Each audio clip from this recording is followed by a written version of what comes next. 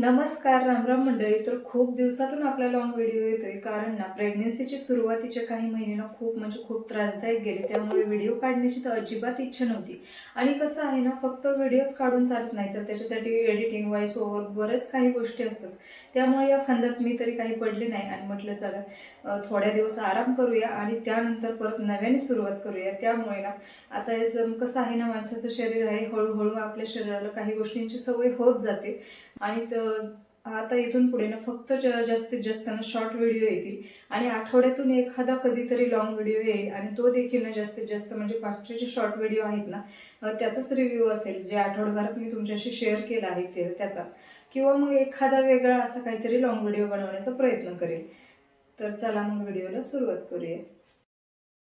सुरुवातीला मी तुम्हाला ना माझ्या प्रेग्नेन्सीची थोडक्यात जर्नी सांगते. तर नवरात्रीमध्ये ना आम्हाला सेकंड गुड न्यूज समजली, परंतु त्यावेळेस ना मला वास कोणताही सहन होत नव्हता आणि सोबतच उलटी, मळमळ, चक्कर वगैरे हे देखील चालूच होतं. आणि त्यामुळे सुरुवातीचे काही महिने खूप जास्त त्रासदायक गेले. त्यामुळे ना पहिल्यांदा मी यावेळी ना दिवाळीला गावाकडे जवळपास 15 दिवस तरी राहिले असेल आणि त्या 15 दिवसात फुल आराम केला होता. परंतु तिथून आल्यानंतर ना मग मी जे अगोदर तुम्हाला व्हिडिओमार्फत दाखवलं देखील होतं की मला लसूण लावायचा होता, म्हणून मी तयारी करत होते. परंतु ना या प्रेग्नेन्सीची जशी न्यूज समजली, त्यामुळे हळूहळू जसं होईल तसा लेटच होत गेलं, आराम करत गेले. आणि त्यानंतर मग नोव्हेंबरच्या एंडिंगला गावाकडून आल्यानंतर ना लसूण लावायला घेतला. आणि मागच्या शॉर्ट व्हिडिओमध्ये मी तुम्हाला सांगितलं देखील होतं की लसणामध्ये जर ना आपण मेथी किंवा धने काही टाकले ना, तर त्या मेथीची किंवा कोथिंबीरीची ना चव अप्रतिम लागते.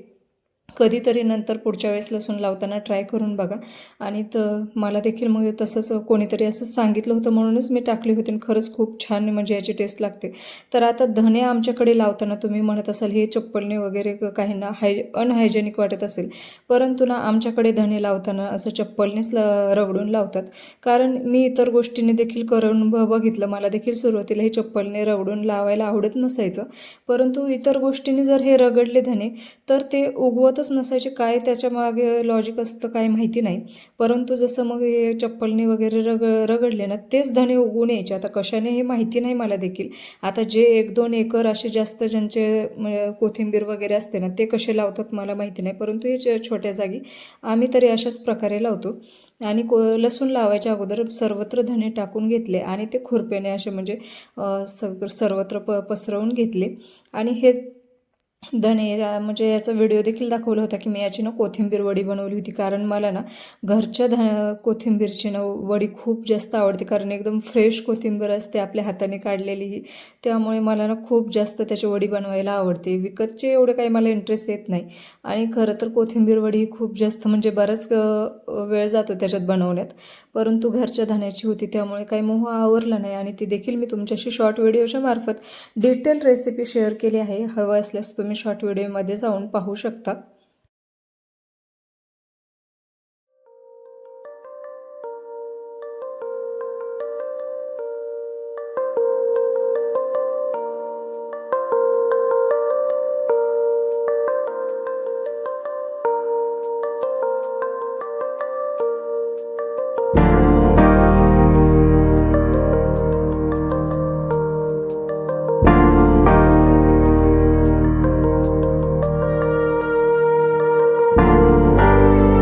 आता धणे लावल्यानंतर ना मी बाजारातून चिगळाची भाजी आणली होती आणि त्याचे उरलेले जे म्हणजे हे असतात ना काड्या वगैरे काहींच्या ज्याच्यात खूप जास्त माती होती ते मी राखून ठेवले होते. कारण बऱ्याच व्हिडिओमध्ये वगैरे बघितलं होतं आणि बरेच जण म्हणायचे की ना चिगळाची भाजी अशीच टाकली तरी ना ती खूप जास्त प्रमाणात पसरते देखील, उगवते.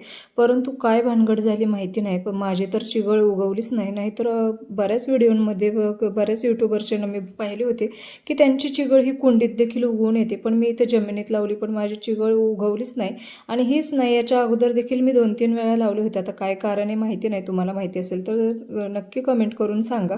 आणि त्या आता पाहू शकता, आता जस्ट हे सध्याचा ट्रेंडिंग व्हिडिओ आहे, म्हणजे आत्ताचा करंट व्हिडिओ आहे. तर कोथिंबीर आणि धणे आपले केवढे मोठ्या प्रमाणात उगवून आलेले आहेत. मागचा जो व्हिडिओ होता ना तो नोव्हेंबरच्या एंडिंगचा होता, परंतु मध्ये मी व्हिडिओ शेअर करत नव्हते त्यामुळे तो राहून गेला होता आणि तुमच्याशी हे अशा प्रकारे म्हणजे ह्या व्हिडिओमार्फत दाखवत आहे.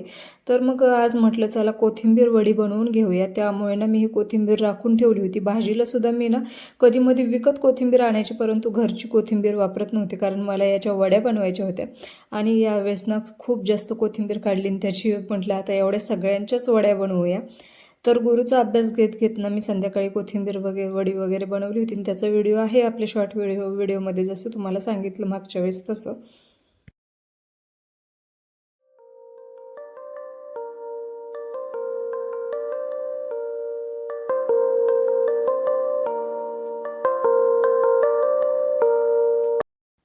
याचा व्हिडिओ मी शेअर केला आहे ना, त्याच्यामध्ये तुम्ही पाहू शकता रेसिपी. ही कोथिंबीर वडी ना सेम म्हणजे तुम्ही ना एखाद्या लग्न पंक्तीत किंवा कार्यक्रमात खाल्ली असेल ना, सेम तशी आचार्यासारखी टेस्ट येते. नक्की ट्राय करून बघा. आणि मी यावेळेस ठरवलं होतं ना की रोज मी रोजच्या कामाव्यतिरिक्त ना काही एखादं तरी एक्स्ट्रा काम करेल आणि तेच मी तुमच्याशी शॉर्ट व्हिडिओमार्फत देखील शेअर करते. आणि त्यामुळे मागच्या आठवड्यात ना शॉर्ट व्हिडिओमध्ये आपले हेच व्हिडिओ होते.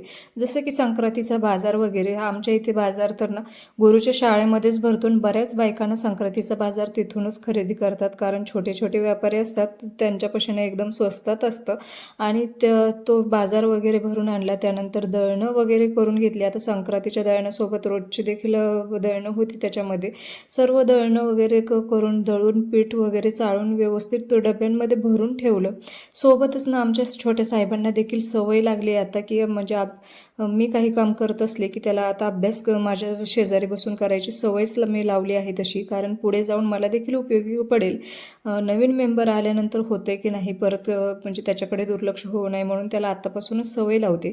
त्यानंतर सर्व पीठ वगैरे चाळून भरून ठेवलं. आता तुम्हाला वाटेल हे काय एवढं शेअर करण्यासारखं, परंतु ना हे नक्की ट्राय करून बघा, कारण यामुळे ना आपली रोजची कामे एकदम सुरळीत पार पडतात आणि जास्त धावपळ होत नाही. उलटं रोजच्यापेक्षा थोडाफार टाईम तरी वाचतो. सोबतच आता सण आला होता म्हटल्यावर त्याची तयारी वगैरे करणे भरपूर असतं. आणि संक्रांतीचा सण ना मला वाटतं इतर सणांपेक्षा संक्रांतीच्या सणाला खूप जास्त तयारी करावी लागते. भोगीची भाजी असू द्या किंवा दुसऱ्या दिवशीची पुरणपोळी असू द्या. आणि कसं आहे ना, व्हिडिओमध्ये तुम्हाला 1-2 मिनिटाचं किंवा 1-2 सेकंदाचं जरी दिसत असेल ना तरी याच्या मागे ना पूर्ण दिवस जातो. बायकांनाच माहिती असतं की याच्या मागे किती मेहनत असते हे नीट वगैरे करायला. आणि त्यात लहान मुलं वगैरे असतील ना तर बोलायलाच नको. आणि त्यात सणाचं वगैरे पुरणपोळी करायचं म्हटलं तर रोजच्या स्वयंपाकापेक्षा ना त्याला 2-3 तास तरी एक्स्ट्रा द्यावेच लागतात. तर अशा प्रकारे रोज काही ना काही करण्याचं चालू होतं. तुमच्याशी देखील शेअर करते जेणेकरून तुम्हाला थोडं मोटिवेशन मिळावं.